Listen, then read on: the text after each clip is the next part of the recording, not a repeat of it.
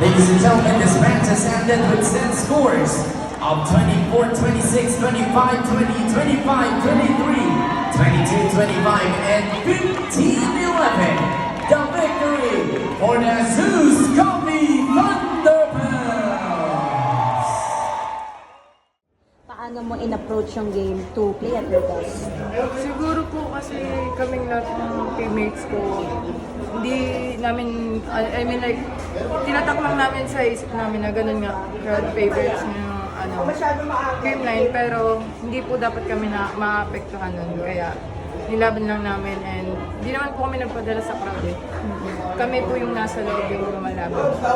How big yung panalong to sa'yo? Lalo na yung Zeus, it's a young team, then Trimline, 10-time Super malaki po ito sa amin kasi nga Dreamline champion team po yan and magagaling po mga ates and si Ate Jom